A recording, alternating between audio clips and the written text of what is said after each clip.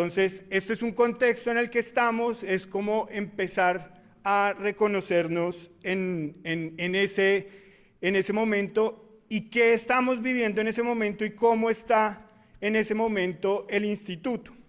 Y para eso le doy la palabra a Germán que nos cuente un poco del 95 al 2000, como en este contexto, cómo están las cosas, y acá paso el hilo y el micrófono. Gracias, Omar. Algo que tal vez ustedes no conozcan todos, sobre todo los jóvenes, cómo hacíamos la gestión ambiental el milenio pasado.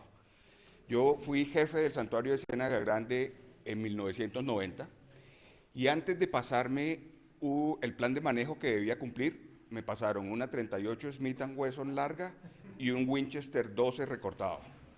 Así se hacía la gestión ambiental en los 90.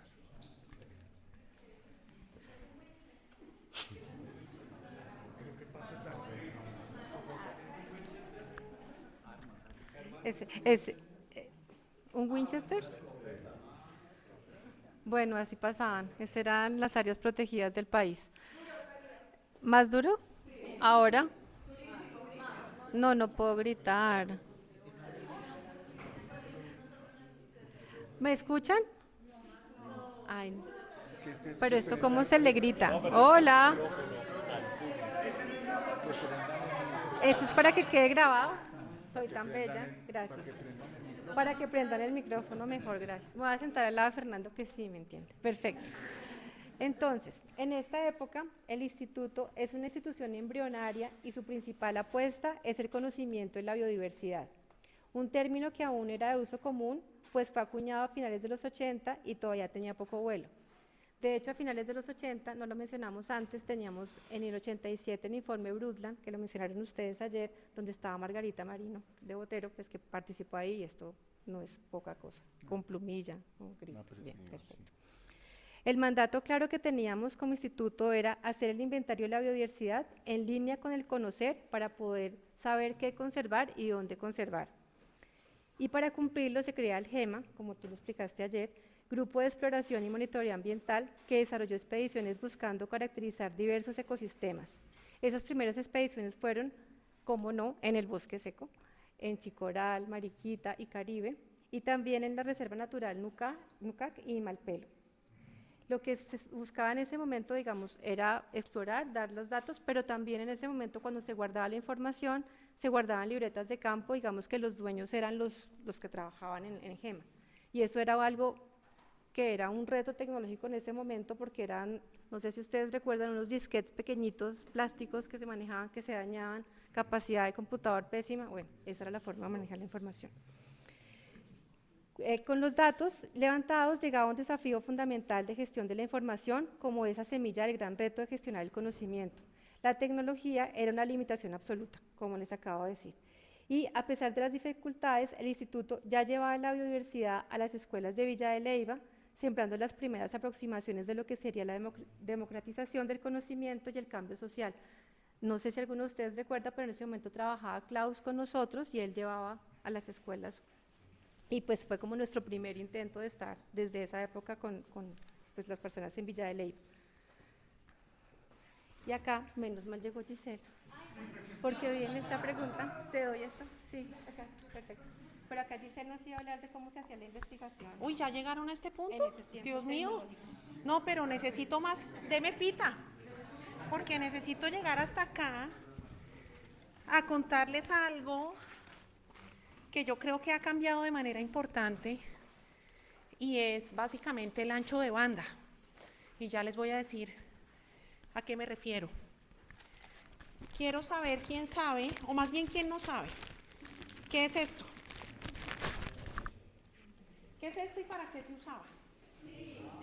No, ¿quién no? ¿Quién no? Por eso dije quién no. ¿Quién no sabe? Cuando hablo de ancho de banda, es que antes hacerse una pregunta acerca de, venga, ¿cómo estarán las coberturas naturales, en ese momento llamadas naturales, en algún territorio? Pues eso no era conseguirse un Google Earth o mirar o bajar una capa de Corinne Lancover.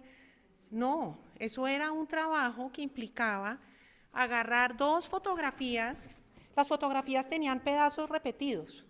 Entonces se montaban, se ponía un aparato que parecía como una mesita de desayunar en la cama, pero chiquitico, y era un estereoscopio. Entonces uno miraba por ahí y la superposición de imágenes generaba un relieve, se pintaban las curvas de nivel y después se analizaban las coberturas. Es hermoso y es extremadamente manual. Entonces aquí retomo lo del ancho de banda. En ese momento, en un mundo análogo, el ancho de banda que teníamos era mínimo. Era este ancho de banda, además eso daba dolor de cabeza porque uno estaba ahí como visqueando y los que teníamos estrabismo quedábamos como, uy, juepucha. Claro, entonces una persona veía, no, esto parece un pastizal maduro, y el otro decía, no, esto es más bien un arbustal joven. Entonces, claramente, pensar en formular proyectos o preguntas, pues tocaba realmente enfocarse en qué se iba a usar ese ancho de banda tan limitado que teníamos. Si lo traigo al día de hoy, hoy lo que tenemos es un exceso de ancho de banda y una sobreinformación y casi que una mala información que nos pone pues cada época con su desafío. Entonces en ese momento, venga, ¿cuál es la pregunta que realmente queremos abordar? Y hoy más bien es cómo navegamos en este mar de posibilidades, algunas falsas, otras verdaderas, en esta época de desinformación y de posverdad. Entonces es muy interesante para mí ver que en un relativamente corto tiempo todo ha cambiado tanto. Y cómo eso representa para nosotros un desafío de cómo seguimos usando ese ancho de banda de inteligencia natural en las cosas que vale la pena. No sé si era por ahí que... ¿Sí? Era por ahí. Bien. Por ahí y más. ¿Te quedas con la cinta? Sí, claro. Un poquito de historia institucional al respecto que nos llevó a un espacio, digamos, de incorrección, falta de corrección política. Colombia fue pionero en eso que nos describió Giselle. Había una cosa que se llamaba el CIAF, el Centro Interamericano de Fotointerpretación, en el Agustín Codazzi, y ahí vino toda la fuerza, Agustín Codazzi suena, ¿no? Toda la fuerza de Holanda. Esto es Holanda y cooperación de Holanda a Colombia. Eso es interesante porque en los demás países andinos esto no existió. Holanda, Perú no existía. Yo vivía en Perú. Perú no tenía ni siquiera un mapa de ecosistemas y nosotros ya teníamos 3. ¿Y qué pasaba? Que en la historia institucional de la creación del Sistema Nacional Ambiental se cometió lo que algunos de los creadores, yo pienso que es un error, pero algunos de los creadores creen que es una virtud, y es que al IDEAM le entregaron los ecosistemas oficiales. Las palabras son tremendas. Mapa oficial de ecosistemas de Colombia. Lo que no es oficial no se puede llevar a las políticas, a los tribunales, no se puede usar. Y por el lado del Humboldt, la investigación en ecosistemas. Y el Humboldt produjo el primer mapa de ecosistemas de Colombia, escala nacional, y después varios mapas. Esos mapas desaparecieron de la discusión porque pegó las coberturas en el sistema CORIN Land Cover, que es un sistema de coberturas, no de ecosistemas, y entonces ahora los humedales oficiales de Colombia, ¿cuáles son? Hay 5 millones de hectáreas de diferencia entre el mapa oficial, nada más que 5, y el mapa de Colombia Anfibia del Humboldt. Y esos 5 millones de hectáreas, ¿qué vienen siendo? Humedales. Y entonces todo esto tiene unas profundas implicaciones frente a la gestión, porque entonces surgen las malas preguntas. Se inundó la Universidad de La Sabana y la pregunta era si estaba o no en un humedal. ¿Qué vienen siendo los humedales? Mapa oficial del IDEAM no estaba. La Universidad de La Sabana no estaba en un humedal. Está sucediendo hoy con el Greco Salitre en Bogotá, se volvió a encharcar porque es lluvia, y entonces vive... Y entonces resulta que no es humedal. No es humedal porque no está en el mapa. Entonces hay 5 millones de hectáreas de desajuste de gestión. No más que 5, más que lo que tienen muchos países del mundo en su total. ¿Y ahora qué pasa? Hay una ventanita de oportunidad. Y es que hay la nueva ley de humedales reciente, incorpora los humedales como espacios de gestión del riesgo. Y eso ya es otra cosa, porque las 5 millones de hectáreas de diferencia son lo que llamó el Humboldt humedales potenciales, o sea, los que eran y los que pueden ser. Y los espacios donde puede haber humedales, hoy día entran a la ley como espacios de riesgo, no como espacios de gestión de biodiversidad. Entonces hay un tema de la historia institucional y de la esquizofrenia, digamos, jurídica, que nos ha llevado a eso. Pero el Humboldt fue muy importante en los primeros mapas de ecosistemas de Colombia. Yo siempre molesto porque a veces se nos olvida. Y cuando estamos con el IDEAM, somos tímidos porque el IDEAM trae el mapa oficial. Y nosotros traemos un mapa que ¿qué viene siendo? Pues de investigación.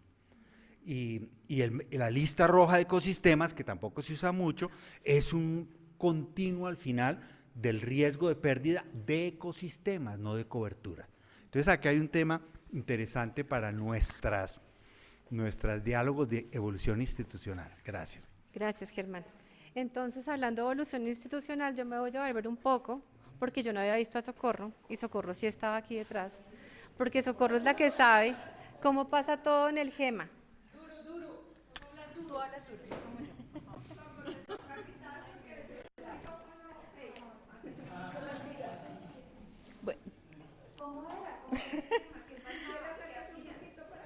Bueno, desde el 98, a los 20 días que yo entré al Humboldt, bueno, de verdad fue menos, a los 15 días me mandaron a una expedición, no fue con la Nacional, no fue con el instituto, fue con la Nacional, apoyando una tesis de grado de en arañas de Valeria Rodríguez. Luego, pues allá fue en el Guavio, obviamente, no tenía ni idea de qué era pues qué iba a hacer ni nada, entonces pues ella ya me enseñó y bueno, todo. Después llegamos aquí a Villa de Leyva, nos dieron a todos los auxiliares un curso de montaje, preparación de ejemplares para todos, porque la política era de que todos los auxiliares deberíamos saber de todo. Entonces ya llegó el convenio acá, pues se hizo un convenio con los COFANES. Después de haber recibido ese curso, me sacaron como experta en montaje de aves, con un pájaro que había montado. Y pues obviamente estaba en la cabeza el doctor Fernando, Mauricio Álvarez, Yané Muñoz, allá en la salida estábamos con Aura Robles. Entonces pues fue un reto porque pues obviamente me sacaron y habían 2 campamentos, se trabajaba altitudinalmente con el GEMA, entonces ganar alturas en esas montañas era un poquito complicado, entonces tomaron la decisión de que yo me quedara en la línea base, esperando con noticas o a veces en servilleta me mandaban, ojo con este, porque este es una especie importante, séxelo, cráneo osificado, y yo, ¿a qué? Ya ni siquiera sabía colectar un pájaro y me tocó decirle a Fernando, oiga, enséñeme a matar esto. Entonces, pues ahí, o sea, fue como vaya, mire a ver qué hace. De ahí ese fue el primero y el único taller que yo recibí de preparación de aves. Obviamente, pues en ese tiempo eran muy constantes las expediciones, llegábamos de una, teníamos poquitos días para listar material y volver a salir. Entonces todo lo que en estos momentos pues personalmente aprendí, lo aprendí en el instituto, lo aprendí con el GEMA, prueba-error de todo lo que queríamos hacer y ya después entendiendo un poquito más como el proceso de lo que yo estaba haciendo, entender un poquito más para qué era, entonces fue un poquito más fácil, sigo aprendiendo, sigo adaptándome a lo nuevo que llega al instituto, pero fue unas expediciones larguísimas, duras, donde no había tecnología, salía de su casa usted con la bendición de su mamá, mes y medio. Ahorita hay un teléfono, una videollamada, en ese tiempo pues no. En campo también uno comienza a conocer los genios de la gente. Aprende a convivir, a tener como más tolerancia, más paciencia. Obviamente nosotros teníamos un grupo donde todos velábamos por todo y por todos. Entonces, obviamente sin dejar a un lado lo primordial que era la investigación, el inventario que se estaba haciendo en ese entonces, pero también en velar porque todo el grupo estuviera bien. Y de salidas a un mes, la más corta de nosotros eran 15 días. Entonces era un trabajo con la comunidad, pues siempre hubo ese, de las personas que estaban a cargo del grupo era, nosotros tenemos que integrar a la comunidad y transmitir y hacer intercambio de conocimiento con ellos. No de que ustedes llegaron solamente a hacer un inventario y nos vamos, no, sino que ellos también se involucraran, nos ayudaran. De hecho, en muchas comunidades con indígenas, ellos se lanzaron al ruedo a montar un ejemplar. En otros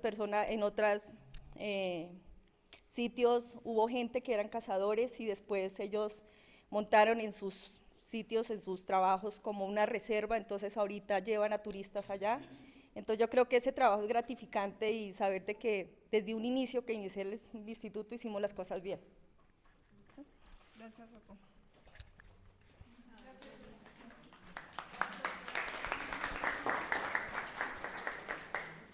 Segundo acto, 2001 a 2010, la búsqueda y la crisis de prioridad. Bueno, volviendo al contexto global, queremos entender la historia del instituto desde todas esas interacciones entre pasado, presente, futuro, lo global y lo local. Entonces, volvemos al desarrollo sostenible. Ahí se consolida un nuevo paradigma ambiental que es a través de la evaluación de los ecosistemas del milenio, que es una iniciativa científica gigantesca de las Naciones Unidas. Ya empezamos con otra vez el multilateralismo, que busca una evaluación exhaustiva y robusta de qué impacto estamos teniendo sobre los ecosistemas, y se crea ese nuevo concepto que hablábamos hace un momento en el evento anterior de servicios ecosistémicos. Entonces, ahí también está la participación de Colombia en esta evaluación, pero esa aproximación es de arriba hacia abajo, es totalmente top-down. Y es una cosa que tuvo un impacto importantísimo porque hoy en día seguimos usando mucho ese concepto, aunque algunos tratemos de cambiarle el nombre y le cambiamos el nombre cada 5 minutos. Bueno, ¿eso qué impacto tiene también en nuestro trabajo institucional? Y en paralelo, ganaba fuerza la teoría de la gobernanza comunitaria de Elinor Ostrom, que fue pues Nobel de Economía en el 2009, y ella refuta esa tragedia de los comunes. Y trata de mostrar que la gestión sostenible no necesita un control estatal ni una privatización, sino unas soluciones y una gobernanza policéntrica y descentralizada, desde un enfoque de abajo hacia arriba, o sea, totalmente contrario.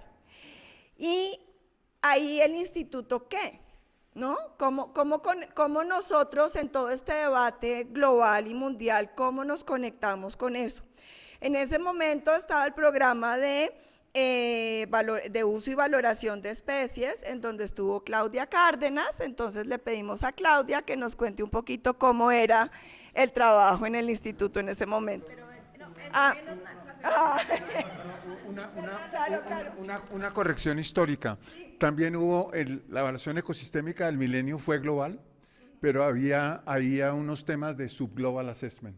Y el Sistema de Información Geográfica, a la cabeza de Dolores Armenteras, participó en la evaluación del subglobal, o sea, como una aproximación de abajo hacia arriba, haciendo el análisis de la biodiversidad asociada al uso cafetero. Y ese creo que lo tengo ahí en el celular, se los puedo mandar porque es un reporte del Subglobal Assessment. O sea, hubo la aproximación global, pero también hubo, creo que eran 22 casos, y el Humboldt pudo participar en esas, ya liderando esas cosas, participando en esas iniciativas globales, pero con temas nacionales y locales, que eso es una de las grandes ventajas que tiene el Humboldt y yo no sé si la siga aprovechando, ¿sí? Buen punto.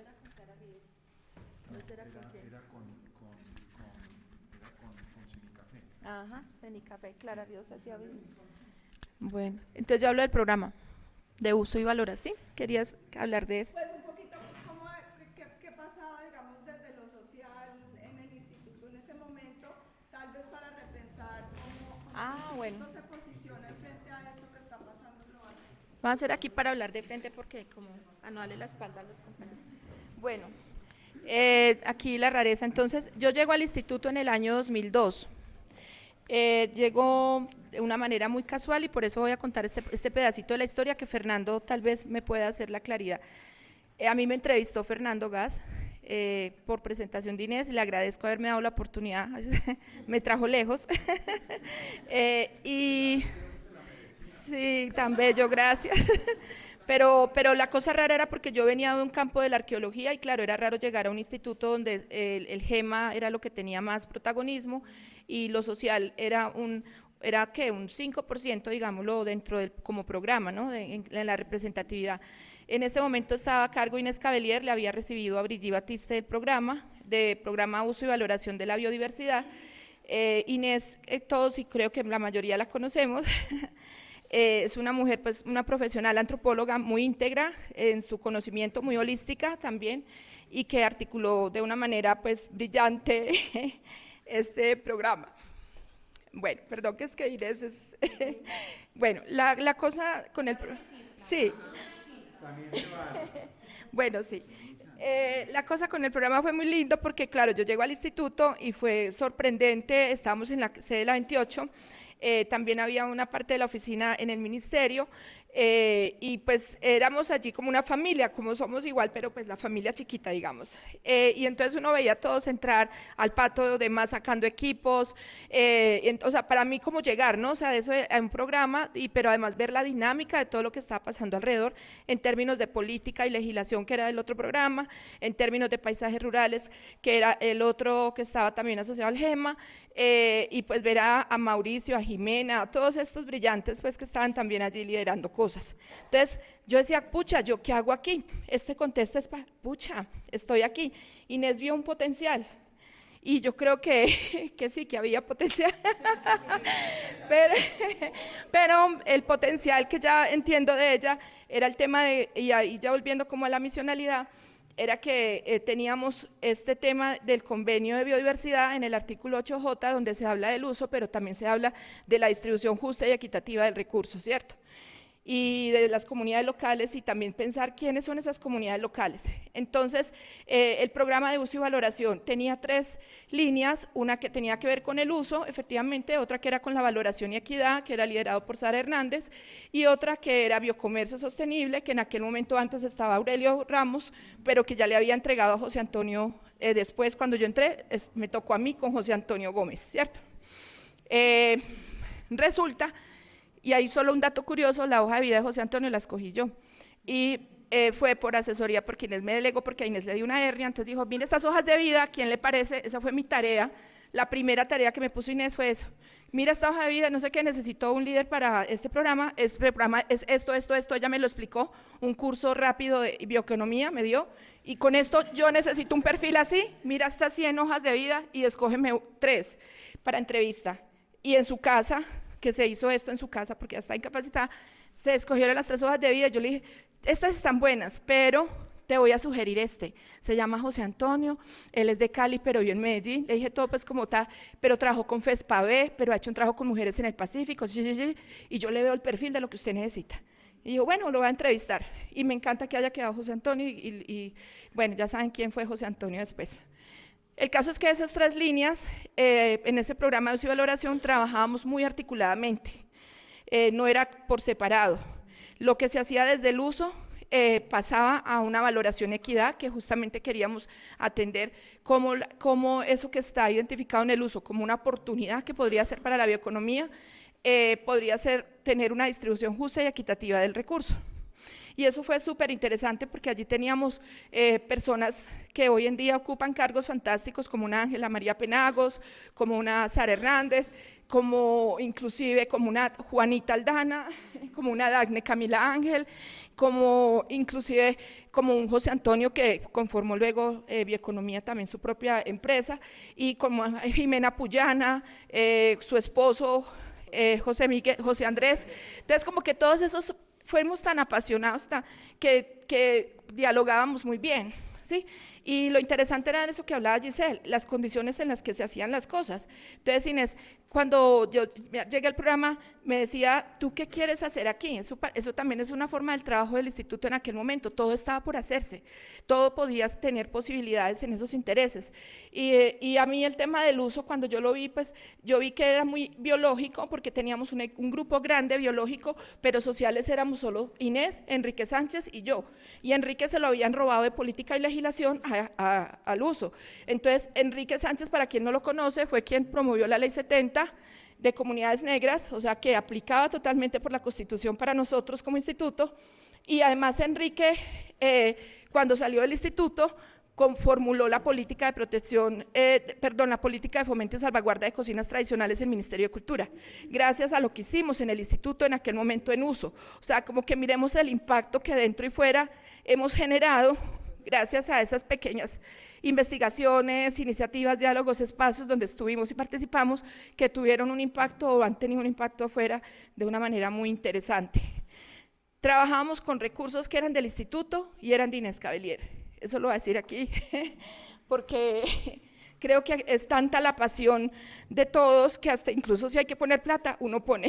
Inés nunca dudó, porque ella tenía sus investigadores y ella lo que quería era que ella sí tenía pasión, o sea, todo, amor y plata, sí, y plata. Pero lo más interesante de la plata de Inés es que ella es una mujer que la plata la tiene y se le nota y demás, y la clase y todo, pero nunca la plata ha sido el elemento diferenciador con Inés.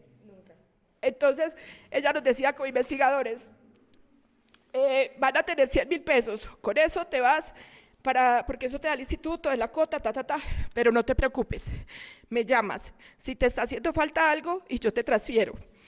Y así era, eso lógico no lo tenía que hacer, el instituto no la obligaba a hacerlo, pero digo, muchos investigadores fuimos sostenidos por eso, y no era porque quienes quisieran, o sea, no, sino porque ella quería la investigación, o sea, y daba lo lindo de ella es que ella entendía de los tres ámbitos.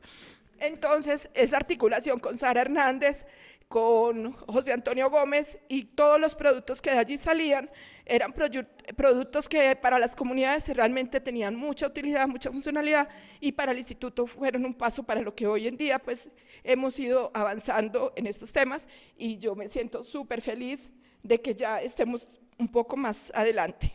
Eso quería decir un poquito ahí. Laura, si quieres.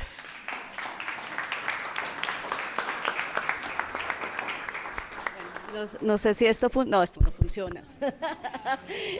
Entonces, bueno, gracias Clau por esa emotiva, muy bonito recordar esas épocas. Yo trabajé en el instituto en esa época, por ahí en el 2005, entré al instituto como consultora al programa de uso y valoración, entonces comenzamos a trabajar el tema del uso, pero en ese momento como que el uso era entendido como muy desde la etnobotánica, la etnozoología, hagamos inventarios y encontremos nombres comunes, y digamos que no se hablaba mucho del diálogo de saberes, todavía como que no entendíamos que había otros sistemas de conocimiento que eran importantes entenderlos y que era una forma también de relacionarse con la naturaleza, y que también esta bioculturalidad, no hablamos de bioculturalidad, esto es algo nuevo que realmente reconocemos ahorita como esas relaciones más allá de cómo llaman a esta especie y para qué la usan. Se pensaba mucho como en términos de bioprospección, ¿no? Cómo esta especie puede ser llevada a una cadena de valor y cómo esto puede llevar a hacer un bionegocio para las comunidades, y las vamos a sacar de pobres y los ponemos a vender este producto. Entonces, como que esos inventarios de uso iban muy en esa dirección, pero nosotros fuimos identificando que el uso era mucho más que eso. Primero, el uso era algo que no se podía hacer, ¿no? Como que de alguna forma teníamos que impedir que la gente usara la biodiversidad para que no se acabara. Y después fuimos entendiendo cómo el uso era una oportunidad de conservación y cómo la importancia de esos medios de vida, que eso es algo que también hablamos ahorita, que en ese entonces no lo entendíamos, pero gracias a esa investigación que hicimos en esa época, comenzamos a indagar otras formas de entender el uso y llevarlo a la gestión con las comunidades y construirlas con ellas. Quería decir. El uso ahí, porque eso es clave lo que pasa hoy en día y esto le va a gustar a Paula Isas. Cortico, con el tema del uso es el tema de que como trabajábamos ya ese otro enfoque de uso, ya eso dialogaba muy bien con paisajes rurales, que era también dentro del instituto, y era entender esos agroecosistemas que están asociados a esos grandes, digamos, macros de bosques y demás. Y lo interesante era que ya el trabajo con comunidad y el tema de las prácticas de manejo y de las estrategias de conservación ya podrían ser incluidas entonces como parte de esas estrategias de manejo y conservación. Y hoy en día creo que por eso somos tan fuertes y tenemos pues todo este programa ya de soluciones basadas en la naturaleza, las estrategias de restauración y demás. Creo que hay un gran aporte que se hizo desde ese punto de vista desde allá y que la trayectoria ya ha sido amplia en el instituto. Era eso. Gracias, Clau. Las cintas, sí. Entonces vamos a dejar las cintas acá. Eran una idea simbólica de el ámbito internacional, nacional e institucional, pero ahí se van enredando, que es la idea. ¿Y estamos en cuál década? En la década del 2000, y en la década del 2000 hay algo que transformó o por lo menos generó unos cambios importantes a nivel nacional, y es una visión política y económica hacia la extracción de recursos. Y eso es importante mencionarlo y destacarlo porque cambia un montón la forma de ver los recursos naturales, los bienes comunes de la naturaleza, decimos ahora, y en ese contexto hay un cambio institucional importante, y es el Ministerio de Ambiente y el Ministerio de Vivienda se unen. Y aquí Germán Andrade nos va a contar un poco qué pasa en ese contexto y cuáles son como las implicaciones de ese ajuste. No, es una tendencia recurrente, no crean que eso quedó superado. El doctor Álvaro Uribe Vélez quiso acabar, cerrar el Ministerio del Medio Ambiente, lo sé directamente porque Juan Pablo Ruiz trabajaba en el Banco Mundial. Y entonces en el Banco Mundial llamaron al presidente y le dijeron, oiga, señor presidente, qué pena, pero eso no se puede hacer, porque compromete créditos, compromete la deuda, o sea, tiene unas implicaciones económicas importantes. Entonces, él me contó, yo no participé, pero me contó la reunión de Álvaro Uribe Vélez en el Banco Mundial. Entonces la solución que planteó el presidente ya en ejercicio es la que es recurrente, y es que para bajarle, son palabras típicas, para bajarle injerencia negativa, según ellos, injerencia negativa, se atraviesan, no se pudo hacer Urrá. Recuerden que el gran proyecto de Urrá es como la herencia, como de ese grande, porque otras cosas pequeñas hay, pero de ese ambientalismo que venía validado desde la Comisión Brundtland, etcétera, etcétera. Entonces, pongámoslo con el Ministerio de Desarrollo. Yo creo que el instituto fue muy audaz en esas apuestas de interacción, pero no solamente en el con quién, sino en el tipo de conocimiento que se podía gestionar e intercambiar a través de un sistema de información sobre biodiversidad. Y esa es la otra disrupción, y es no solamente los datos científicos de ciencias duras se pueden intercambiar allí, sino el conocimiento tradicional, y empezamos a preguntarnos cómo montamos datos del uso y de los saberes ancestrales de la biodiversidad y el intercambio de semillas y los nombres tradicionales en las diferentes partes del país que no respondieran a una lógica ortogonal, a una lógica cartesiana, sino que respondieran justamente a esas otras lógicas.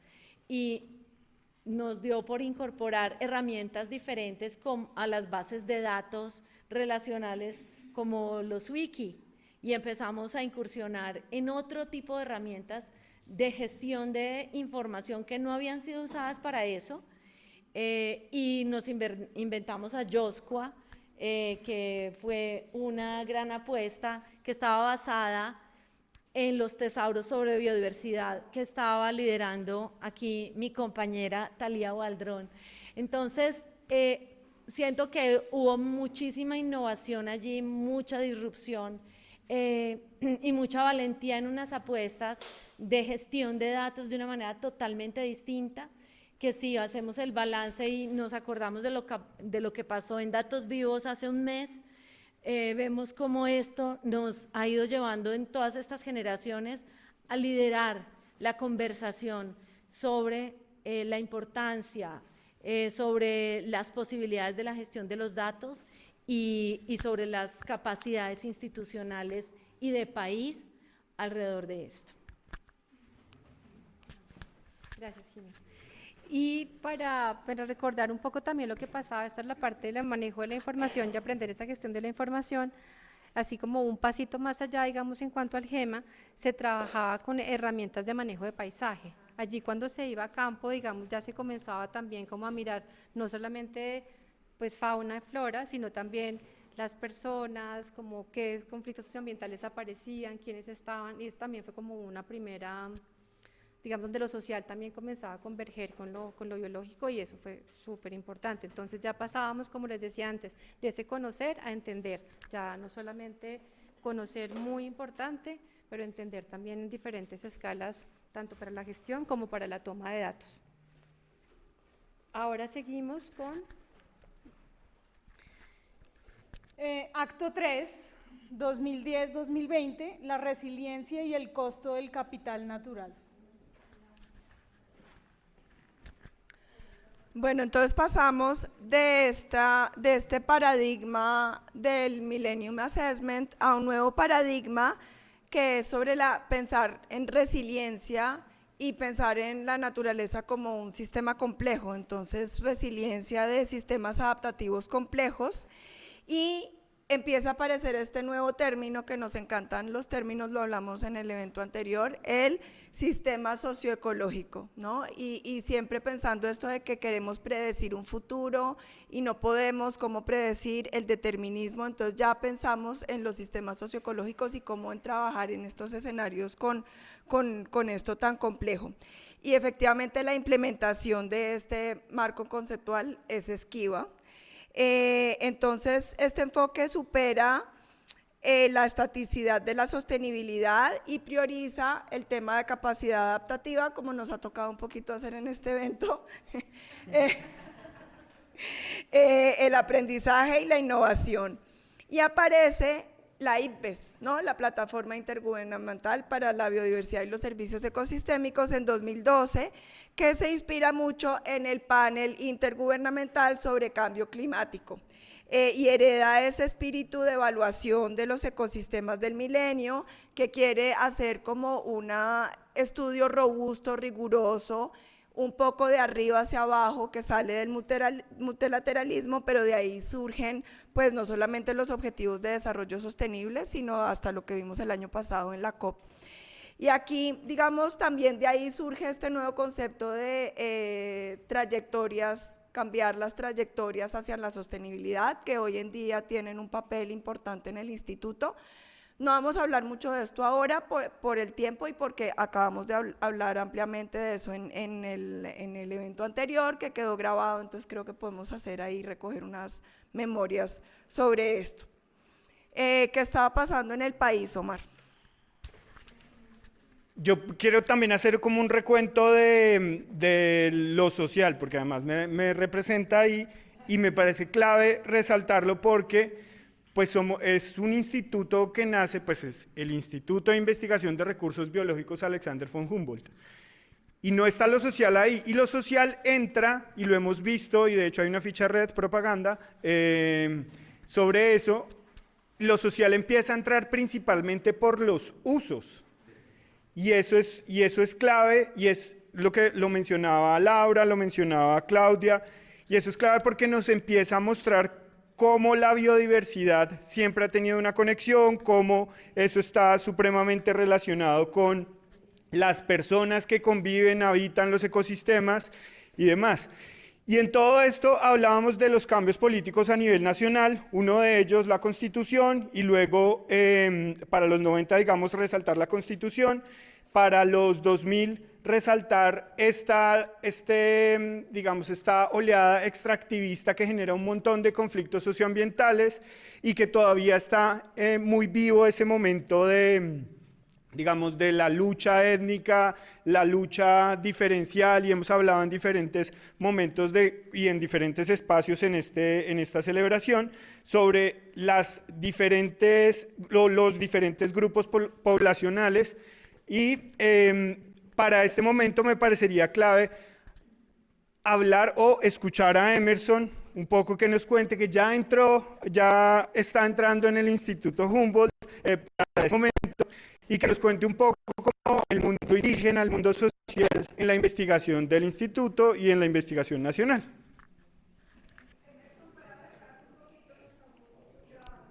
Bueno, que soy chiquito, no me ven. Bueno, muchas gracias. Como para dinamizar un poquito también lo que viene comentando Omar, en muchos espacios, no solamente en el instituto, sino en muchos espacios donde he participado,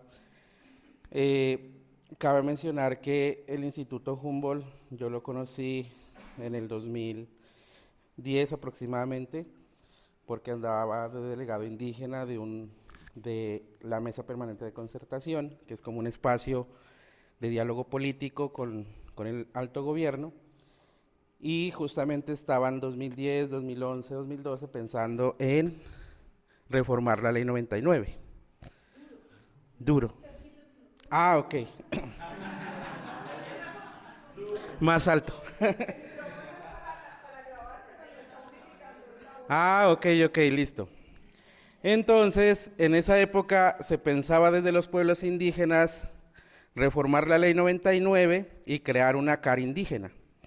A nivel nacional, obviamente, un pensamiento que en ese momento, por todo el proceso que venían desarrollando los pueblos indígenas, era una idea muy propia, pero que con el tiempo ya se fue decantando que no era la mejor opción, porque era como entrar en disputa en lo que hacen las corporaciones autónomas actualmente. Cuando yo entré al Instituto Humboldt, entré al programa de política y empezamos como a revisar todo el tema de cuántos pueblos indígenas hay en Colombia, cómo se están organizados los pueblos indígenas en Colombia. Y hay algo que yo siempre hago en muchos espacios, y es, si no conocemos el contexto, no conocemos la cantidad de pueblos indígenas que hay en Colombia, la cantidad de lenguas indígenas que hay en Colombia, pues no podemos, digamos, como avanzar o conversar sobre esos temas. Entonces, yo siempre parto que todo el proceso que mencionaba Omar, en Colombia pues ya somos 115 pueblos indígenas, tenemos 65 lenguas indígenas, somos 825 aproximadamente resguardos en Colombia, y cada resguardo tiene una forma diferente de organizar su territorio.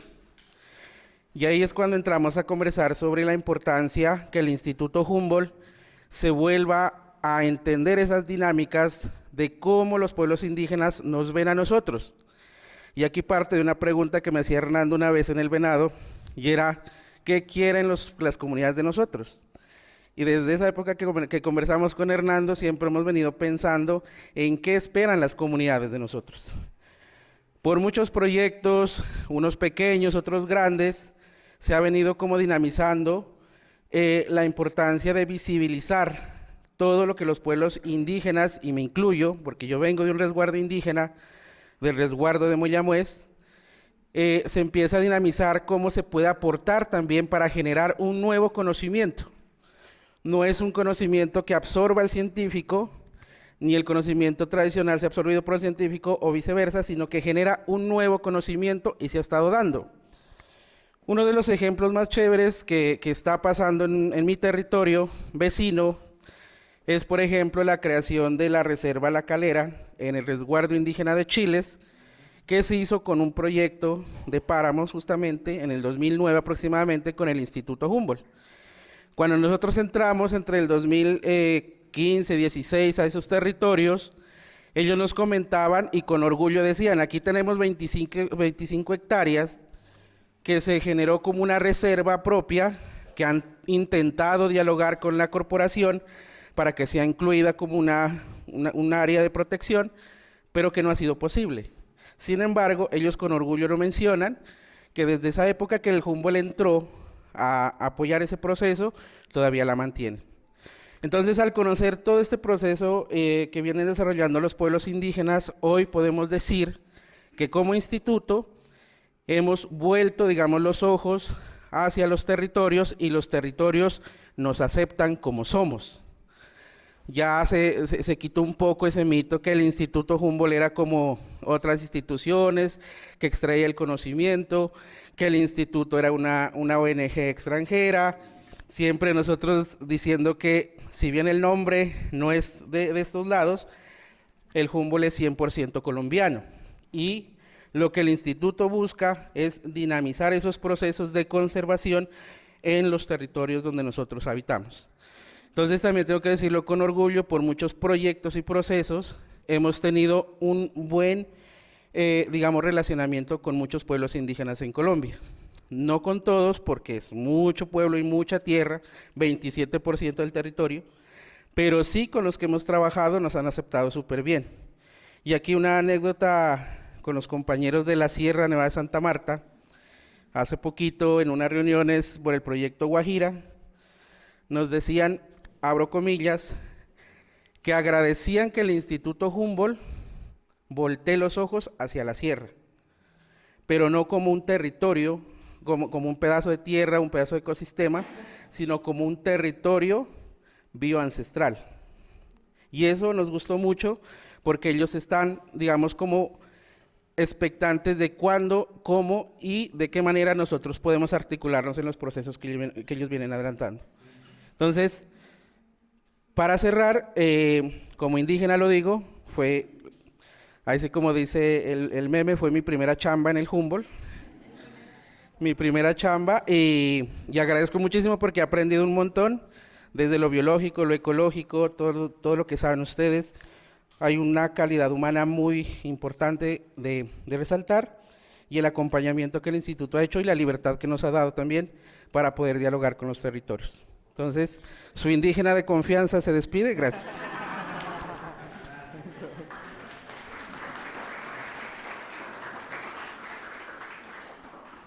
Listo, entonces datos de esta década. ¿Cuál es la década en la que estamos?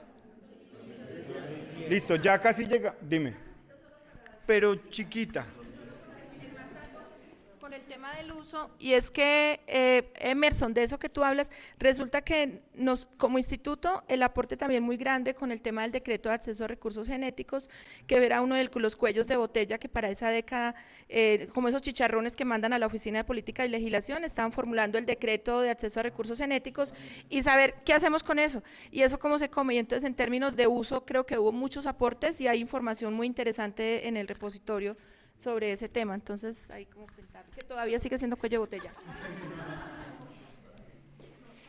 Listo, entonces en esa década las consecuencias de las locomotoras del desarrollo, y acá tengo un dato que queremos resaltar, y es el que cambiamos de estar en el puesto 9 en el 2008 del índice de desempeño ambiental a el puesto 85.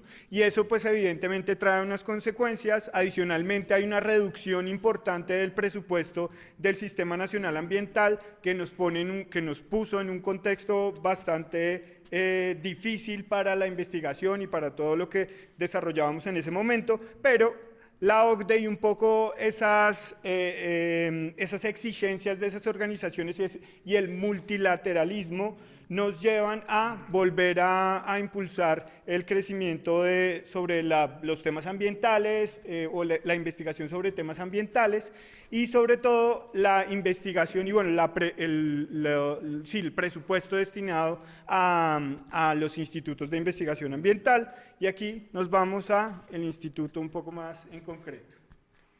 Entonces, sí, al inicio les mencioné Jeff Andes. Ahora, en cuanto a financiación, en una parte para el instituto fue muy importante el fondo de adaptación. ¿Y por qué fue importante el fondo de adaptación?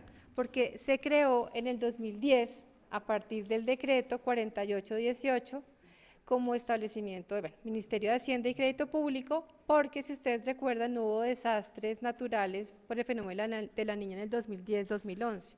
Entonces, cuando comenzamos a trabajar con ecosistemas estratégicos, páramos y humedales, fue por eso.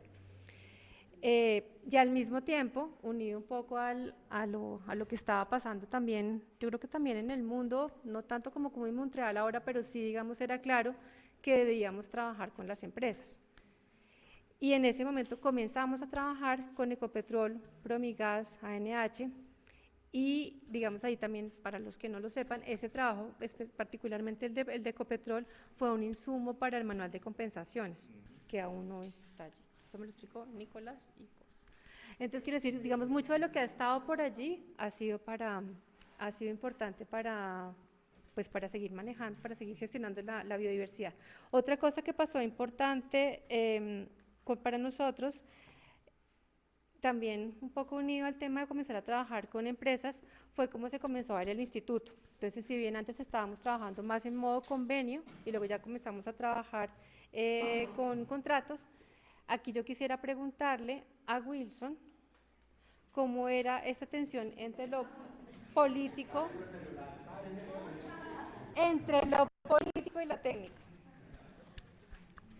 No, yo creo que está asociado a, gracias Talía, un poco al tiempo que en principio iban a ser 6 meses y luego se convirtieron en 2 años de tránsito por el despacho del ministro de Ambiente de su momento. Y esto, bueno, gracias a Hernando, no sé si gracias, sí, gracias. ¿Sí o no? Yo no, eso iba a decir, no sé si gracias por ir y volver. Y digamos que de ese paso quedan muchas reflexiones, yo traigo 3 claves acá, un poco de cómo nos ven también del otro lado de la barrera. Y es, por un lado, impresiona ver de qué forma se construyen las leyes y la legislación en el país. Eso es algo que cuando estás sentado allá, rodeado principalmente de abogados y rodeado sobre todo de una prioridad enorme y es cumplir metas, es la meta, la meta, la meta, la meta. Muchas veces nosotros no incidimos en la meta. Vos construís también todo un marco legal que es el factor de éxito. ¿Cuántas leyes logré o resoluciones logré que se aprobaran? El tema es que rara vez el instituto o los institutos en general son llamados para acompañar estos procesos de creación de la legislación y como alguien mencionó, Clau, luego ya te llegan cocinadas y cuesta mucho entrar a interactuar en eso. ¿En qué estamos mejorando? En prevenir, en tener un observatorio, en poder tener o anticiparnos a estos temas. Primera lección era cómo nos anticipamos y creo que lo estamos resolviendo. La segunda es, o gira mucho alrededor de la credibilidad de nuestro instituto y aquí lo digo con absoluto orgullo. Yo en ese momento, pues con camiseta Ministerio de Ambiente tuve que liderar procesos muy difíciles, a veces procesos en donde yo tenía que liderar a todos los otros ministerios y ponerlos a hablar, etcétera, y la única voz, datos y, debo decir, investigadores que despertaban absoluta confianza eran los nuestros.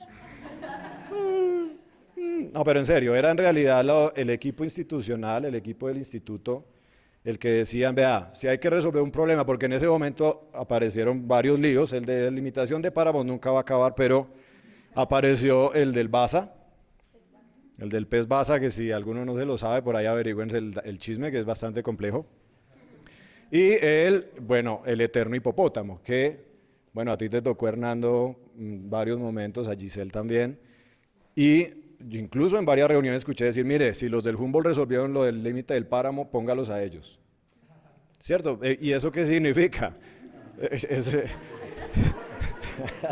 Es un poco cínico, porque además uno dice como, ¿chévere o no chévere? ¿No? Uno es como, pues pucha, te agachas y pasas o en realidad te buscan porque tienes sobre todo el rigor y la independencia de hacer un trabajo que es serio, que tiene datos y que tiene información para la toma de decisiones. Y eso me parece a mí maravilloso, y es la incidencia, a veces medio por sorpresa porque son las dinámicas del día a día, pero logramos ser incidentes de aquello que nos llegan. Es como la resiliencia que alguien estaba hablando ahorita, Natalia, es como te llega algo y cómo lo transformas y lo conviertes en algo potente y aceptable desde el punto de vista académico, hay veces con tiempos demasiado cortos. Y eso es, digamos, importantísimo.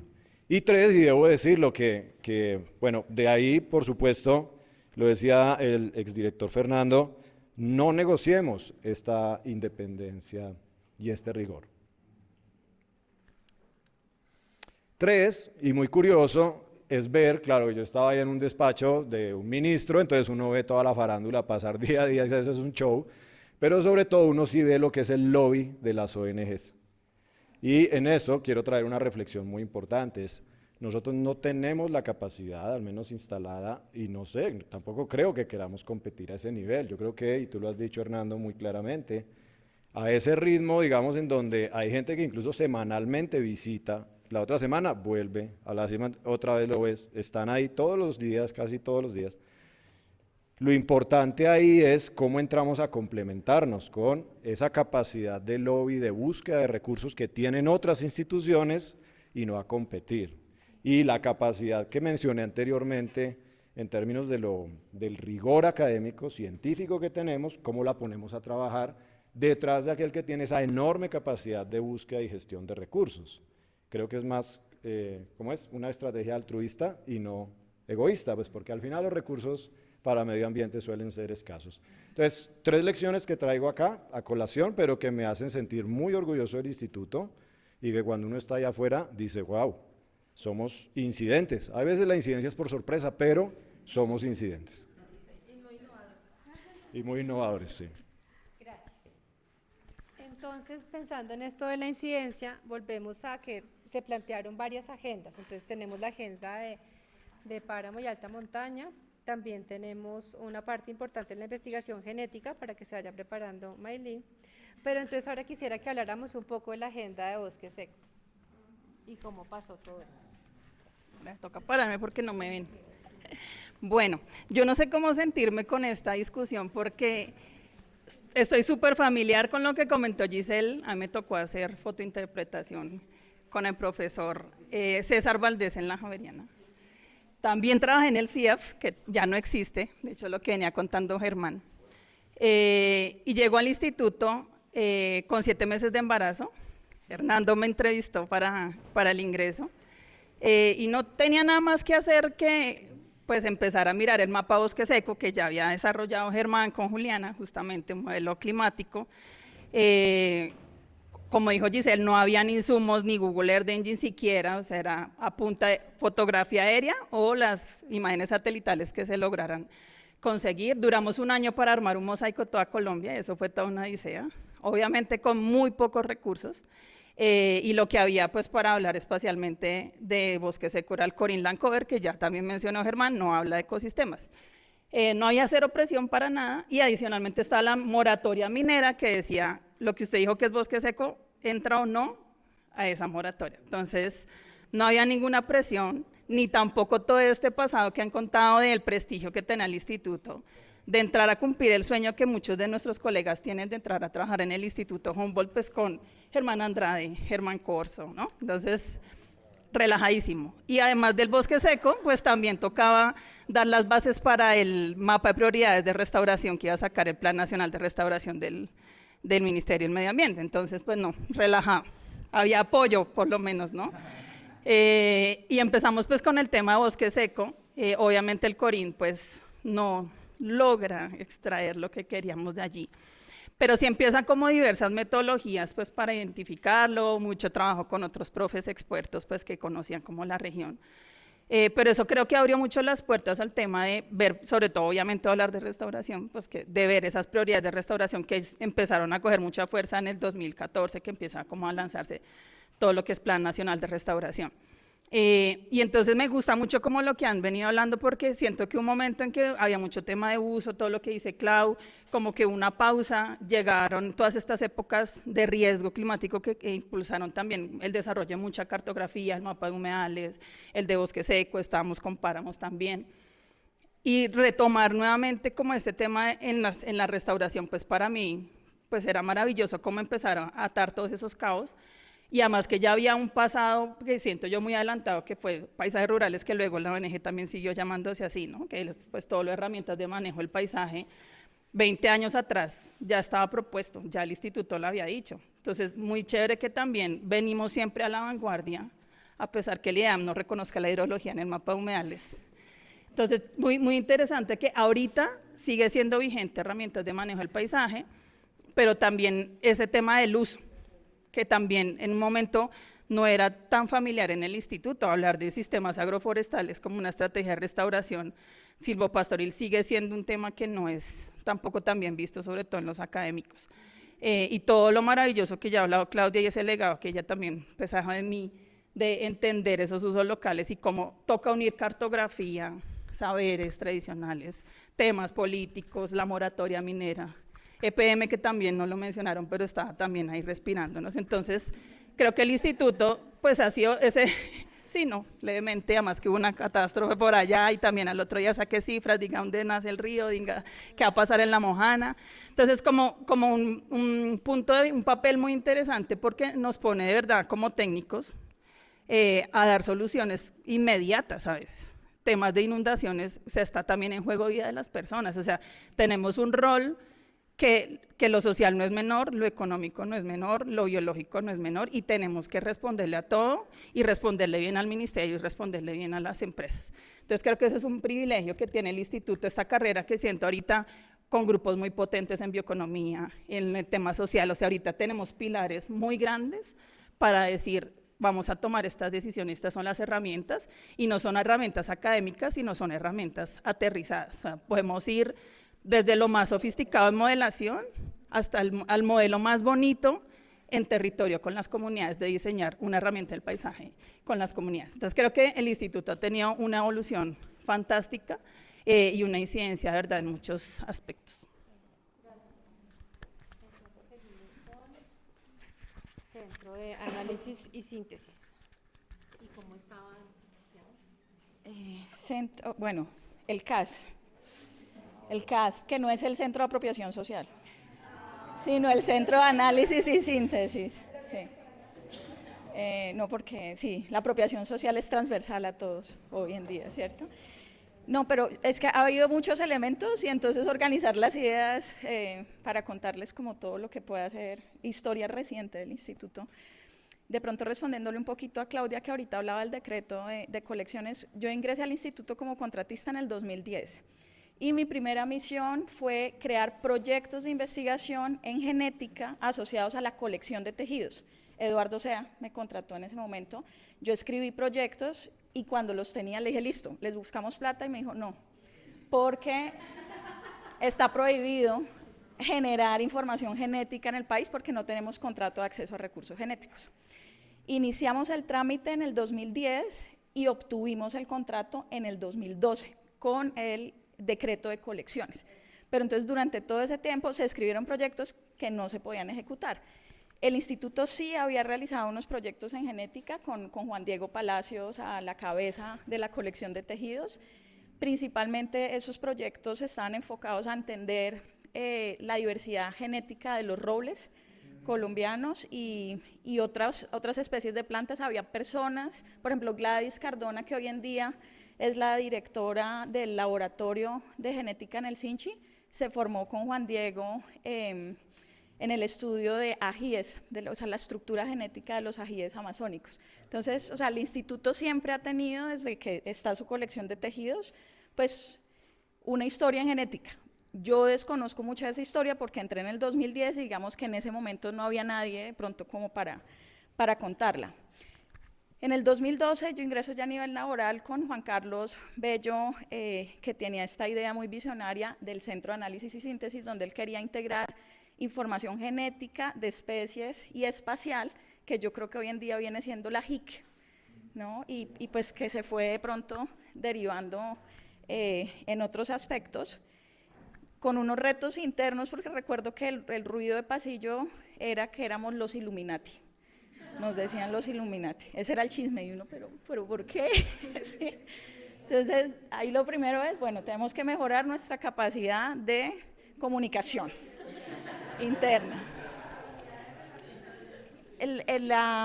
Yo no recuerdo en este instante, creo que era el Centro de Análisis y Síntesis, éramos María C., Nancy y yo, o sea, las 3 líneas, y lo que lideraba Juan Carlos era la JIC.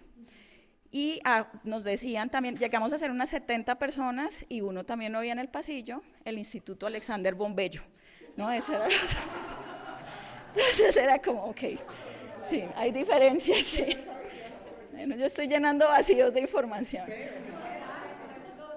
Pero entonces siento que toda la parte genética ha sido muy desafiante. Primero desde lo personal, uno decir, pues con esa formación como tan rigurosa, cómo logro realmente trasladar algo aplicable y sobre todo en los tiempos del Humboldt, unos términos que durante muchos años se usaron y nos hacían a nosotros pues sufrir un poco tratando de incorporarlos y que no los había vuelto a oír, o sea, toda esta discusión no la he vuelto a oír, la rueda rápida y la rueda lenta. Eso para nosotros era como, pero no se ha vuelto a oír, o sea, ya todos vamos rápido, ¿no? Yo creo, todos vamos rápido. Y aquí no hay nada lento. No. Sí, iba pinchada. Pero entonces, por ejemplo, desde lo genético, yo sí he sentido mucho que ha habido ciclos en el instituto donde es como, bueno, hay que volver a incorporar, a que el resto del instituto se convenza, por ejemplo, que la información genética es clave, es importante, que si de pronto no se genera la velocidad requerida, pero cuando está, puede generar una información muy relevante. Y creo que nos lo ha demostrado mucho ahorita, por ejemplo, el trabajo justamente con las empresas, ¿no? En el 2018 ocurre el derrame del Lizama y en ese momento el ministro de Ambiente, Gilberto Murillo, dice, Humboldt tiene que venir aquí a decirnos qué pasó. A los 3 meses ingresa al Humboldt con todo su equipo, principalmente colecciones, a ver en los diferentes grupos biológicos qué había pasado y nosotros desde genética tímidamente dijimos, pues podemos hacer microorganismos con genética.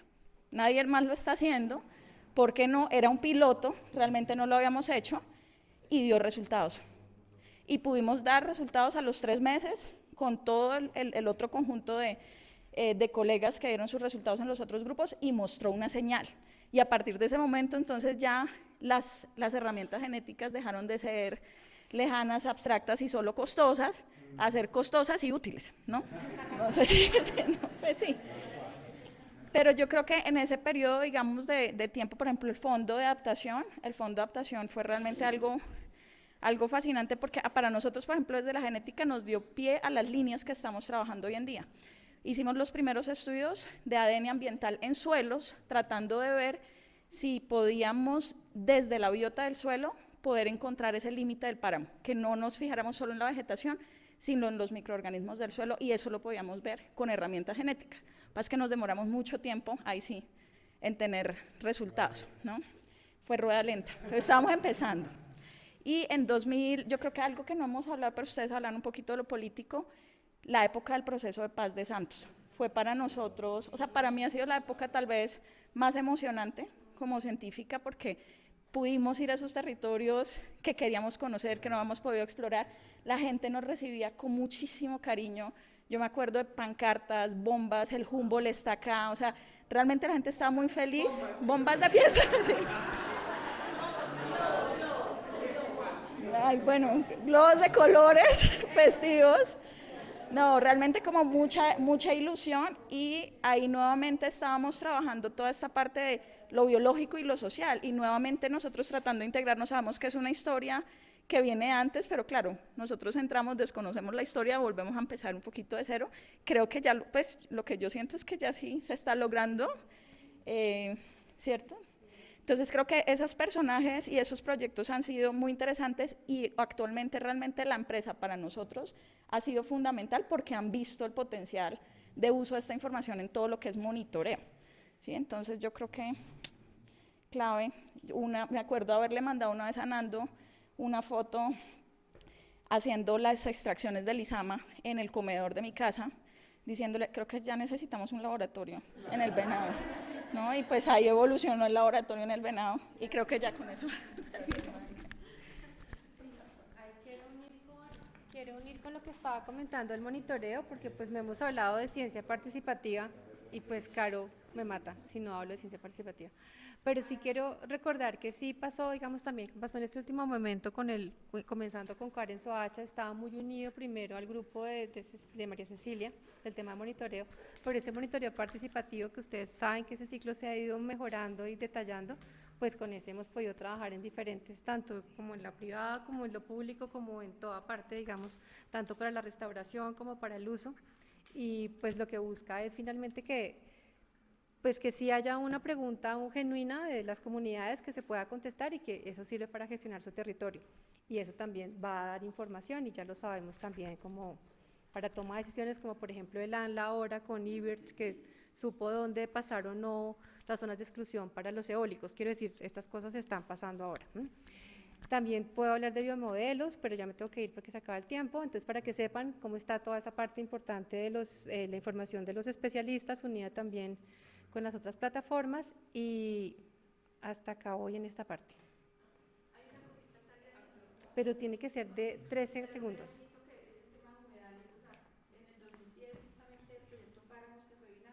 Sí. O sea, eso como que marcó también la historia del instituto, todo ese fue el cambio. Cuando hubo ese cambio extremo en el 2010 de inundaciones, el presidente Santos dijo, ya.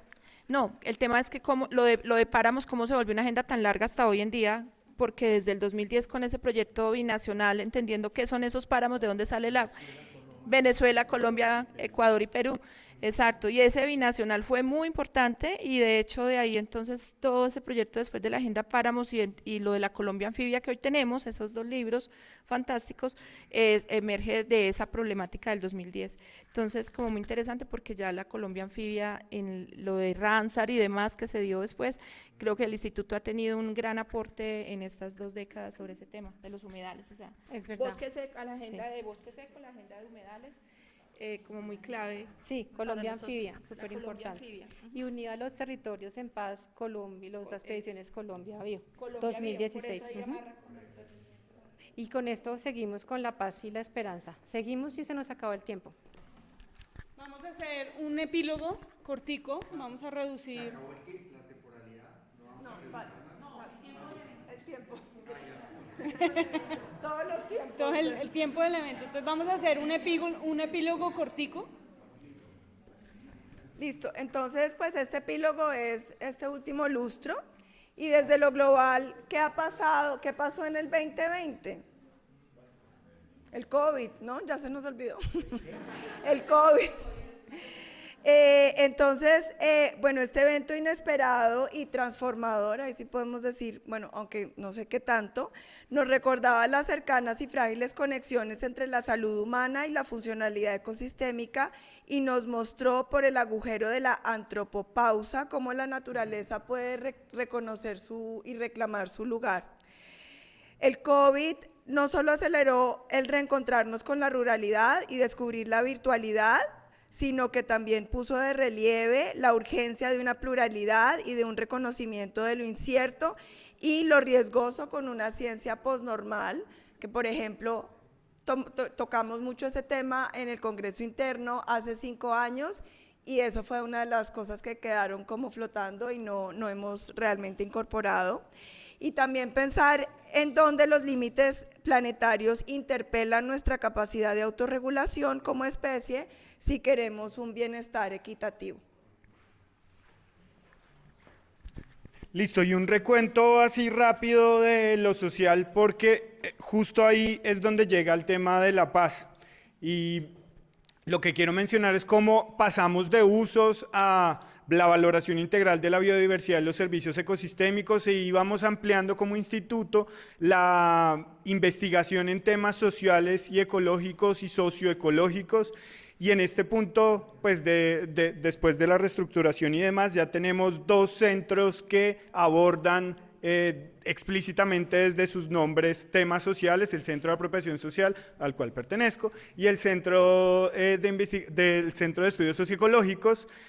Y esto es importante porque esto nos ha permitido también recibir lo que este lustro y atender lo que este lustro nos ha puesto de reto, y es todo este Fondo para la Vida que algunas de las personas que están acá lideran, coordinan y pues están en este momento desarrollando esos proyectos, y como ese gran impulso que nos da la administración o el ministerio de Susana Muhammad y todo como ese potencial que tenemos, y el potencial también de un equipo que ha crecido, que es multidisciplinar, y en este punto pues nos parece por supuesto clave preguntarle a Hernando en un momento en el cual tenemos un equipo grande, robusto, con múltiples disciplinas, con múltiples miradas, múltiples preguntas, cómo este equipo, con un equipo tan fantástico, podemos potenciar cambios transformativos, cómo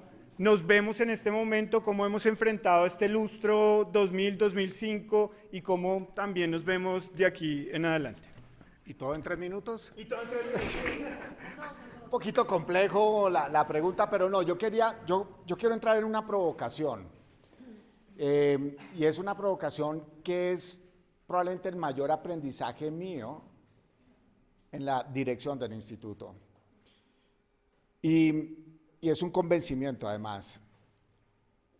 La ciencia que podemos generar nosotros no es una decisión de país y no puede ser una decisión de país.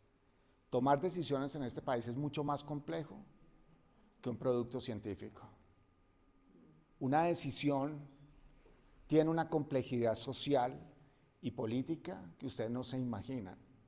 Y yo soy de los que celebro que el país no haya tomado en su momento la decisión que los humedales son los que dijo el Humboldt a través de Colombia Anfibia.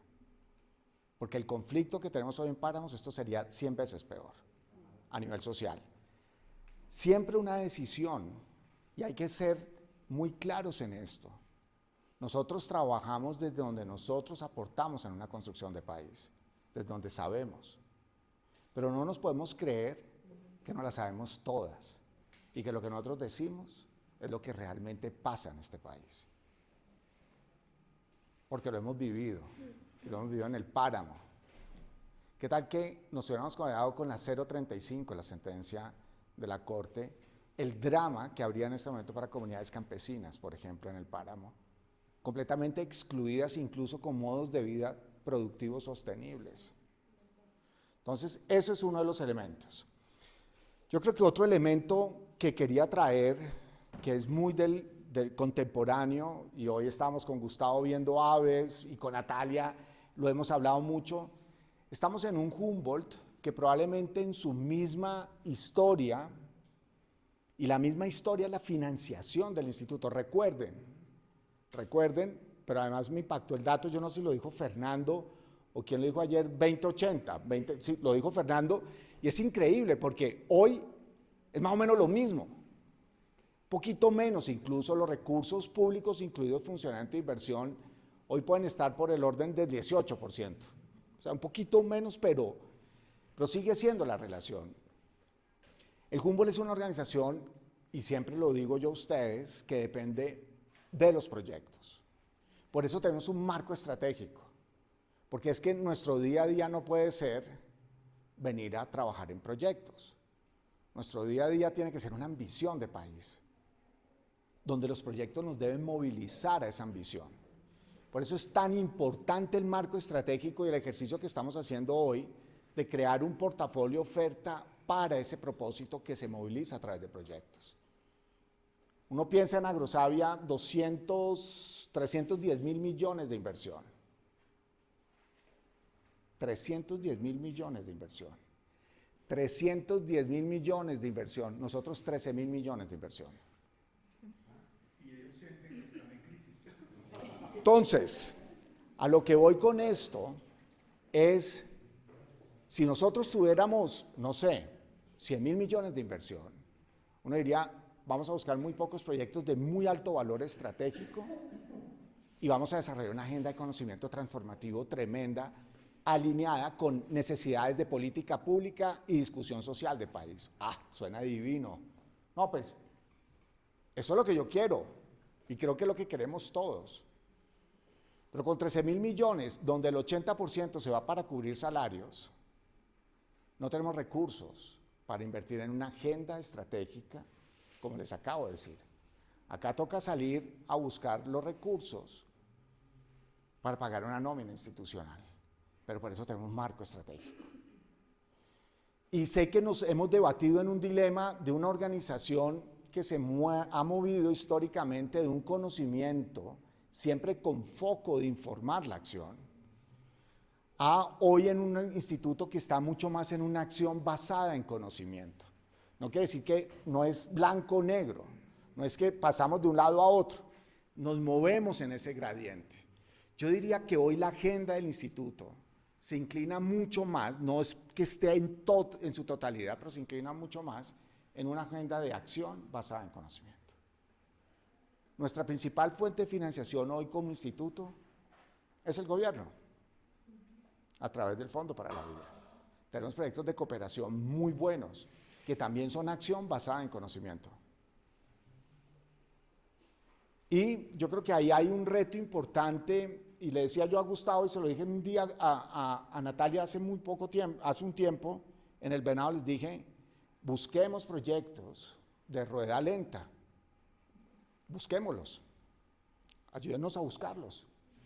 No tienen que ser grandes proyectos, y metemos toda la capacidad y vamos trabajando en todo esto. Pero hay que traer los proyectos que también soportan la operación de la organización.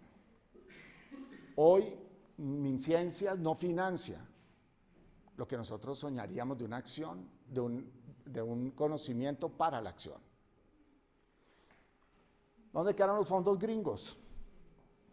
Si es que llegaron alguna vez, llegan a través de colaboración, pero el dinero no llega. Entonces yo creo que acá hay una reflexión institucional que tenemos que terminar de depurar. Tenemos que terminar de exorcizar de todas maneras de lo que es nuestra organización hoy. Somos una organización hoy mayoritariamente de acción basada en conocimiento, que nos ha traído grandísimos beneficios en un trabajo territorial.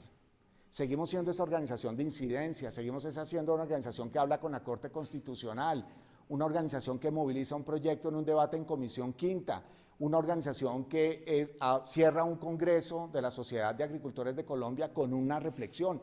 Seguimos siendo esa organización también de un conocimiento para la acción. Pero también hoy somos una organización muy fuerte de territorio. Precisamente por todo eso. Y es parte de lo que nosotros estamos hoy trabajando también en nuestra estrategia de un portafolio de las misiones movilizadas a través de un portafolio de proyectos. O sea, ya veo a Juliana que está haciendo un gran trabajo desde la gerencia estratégica, precisamente ayudándonos a dar orden y no ser una organización que corre permanentemente a la demanda, sino que pueda anticipar y moverse mucho más a la oferta. Eso no he respondido todavía a la pregunta. Pero son temas que iban saliendo en la conversación. Me gusta, hoy del Humboldt de hoy, ¿qué me gusta? Me gusta que somos una organización hoy con un propósito muy claro, explícito, orientador, medible, cuantificable, y que es un propósito de país. Me gusta que el Humboldt de hoy no sueña con la producción científica. El Humboldt de hoy sueña con la transformación de país. Eso me encanta. Me gusta el Humboldt de hoy que piensa en la transformación de valores. Y eso lo escribí yo ayer en nuestra H, donde escribimos los 13 directores y escribí yo. Me encanta ese Humboldt de hoy que piensa donde el conocimiento mayoritariamente que proviene de ciencia, pero no en su totalidad, es un factor también, es un elemento para ser transformado desde las narrativas para crear experiencias que transforman valores. Me encanta. Probablemente lo que más me hace sentir orgulloso a mí del Humboldt de hoy. Que cada uno de ustedes es un contador de historias, que cada uno de ustedes está también conectado con la transformación de una sociedad. Siento que hoy tenemos un Humboldt, realmente, y lo decías Germán, también de pensamiento político.